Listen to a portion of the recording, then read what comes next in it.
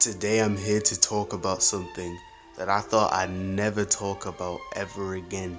I thought I'd never see this day.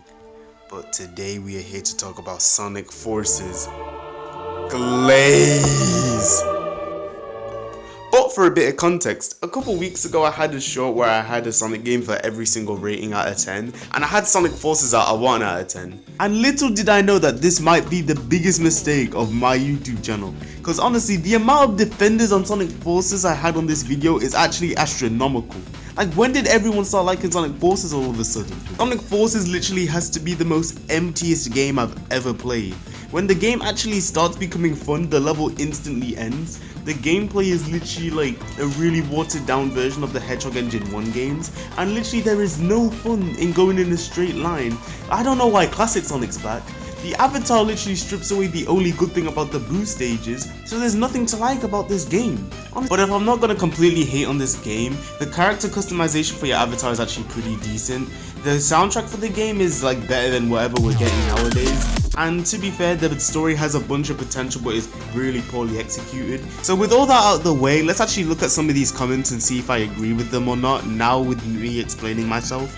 And let's see if I can actually like see their point of view and actually like understand them better. Okay, so the first comment says, bro, stop the Sonic Forces hate, you only say it cause famous YouTubers say it. And what I can reply to this is that literally my favorite YouTuber likes the game. I do not care what other people think about this game. If I didn't like my experience with the game, then you can't hate on me for that. Like, honestly, you might like the game, but it doesn't mean that everyone else has to like the game. Like, that's like the #1 lesson that you should like have when you're on the internet.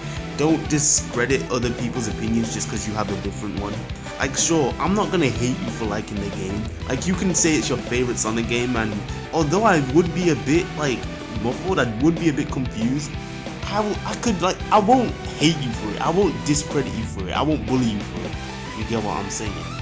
But I do not like this game, man, and you can't make me like the game. And for the big YouTubers part, I guess they see my point as well.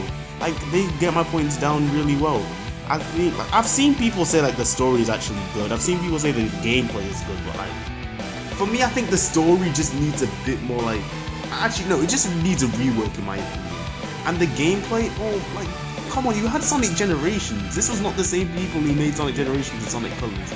But like, yeah, don't just go hating on me just cause like I have the same opinion as someone else and you don't like it. Alright, so the next comment here is, bro, you haven't seen the full potential of Sonic Forces. And what I can say to that is, bro, neither have you. And to be fair, we haven't seen the potential of any Sonic game because not every Sonic game is perfect. To be fair, I wasn't judging these games based on potential. I was based on it was literally based on the execution of the game. Like, if it was potential, then this game would probably have been like a 9 out of 10. Because to be fair, when you like see the concept of forces, like Eggman's like taking over the entire world, that is like a really cool concept.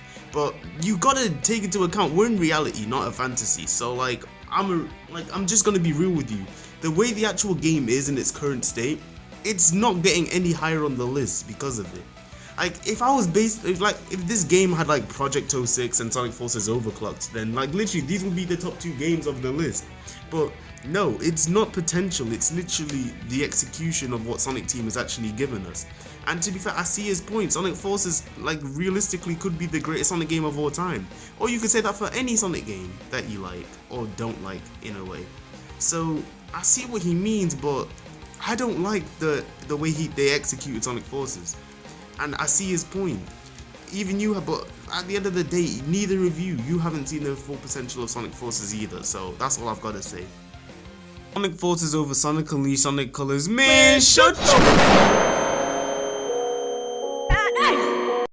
Nah, but being for real with that comment though, they've actually seen a bunch of comments hating on Sonic Colors, and especially like saying Forces is better than Sonic Colors, so discussing that, I might have a tiny bias towards Sonic Colors since that was the first mainline Sonic game I ever played.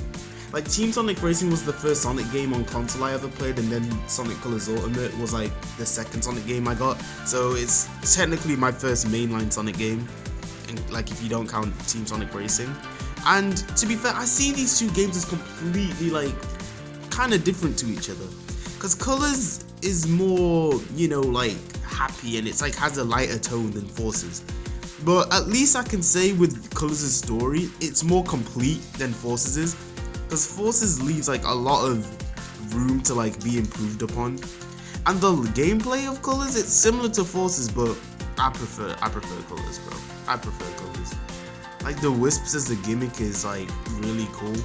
And since it was like the debut of the Wisps, like you've got Wisp Bonds in Forces, which is a big version of them with a character who can't even boost.